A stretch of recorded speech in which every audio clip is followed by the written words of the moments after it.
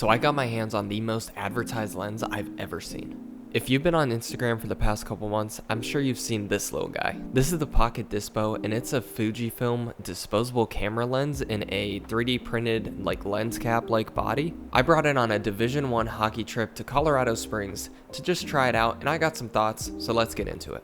I paired it with the XM5, which turned the 28mm the lens comes with into more so of a 42mm. So keep that in mind that if you're on a full frame system like a Sony or a Canon, their images will look different. I mean, it's just a crop sensor, so that's going to be the main difference between the two. The reason I wanted one for my XM5 and not my A7CR is because of just how small this body is. I mean, look how tiny this is. This has to be probably the smallest form factor I've seen in a camera, and I can just slide it into my pocket and wherever I go, it'll come with me. So it's an absolute no-brainer to just bring it on the trip and see what I can do with it. Getting into the lens, it's an f10 and it's locked at that aperture. It has no autofocus and a minimum focus distance of 1.5 meters, which in my eyes going in was kind of a positive to have these restrictions because it took a little bit of the thought away. I didn't have to worry about my settings as much as I normally would have to, and it was basically brainless to use. You don't have to worry about it focusing because of that minimum focus distance and no autofocus and no manual focus. And I'm sure for a full frame camera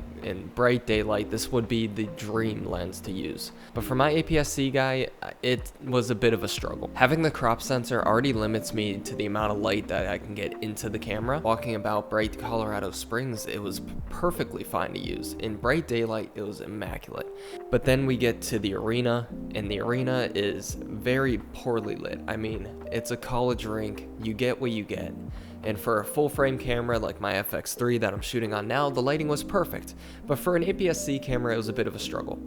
So I definitely noticed going in that this is something I'm going to be bringing outside. If I want anything inside, it's just not going to cut it. Going back to walking around Colorado Springs, I thought it was a great companion. I was able to get some pretty nice shots, at least in my opinion. I still had to have my shutter a bit low. You could see it a bit in this bus shot, but I think it adds a little bit to the element of it being more of a disposable vibe. Now let's talk about the interesting parts of this lens, so how it actually affects the images.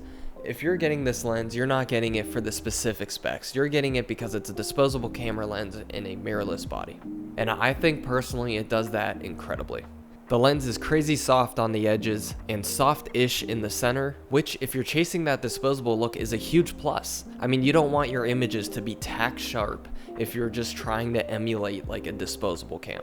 The halation in the camera is pretty dang nice, and it sort of feels like it has an already built-in diffusion filter on top of it. You're also going to get lackluster contrast. A lens that's as small as this is going to wash out the contrast quite a bit. Because of the disposable look, you have a lot more room for these imperfections. One thing I noticed with this lens is as I started to dial back my mindset from perfection in my shots and really just dive into getting the disposable camera look, getting images that look imperfect and have more so of a story to them, that's when the lens started to become its own.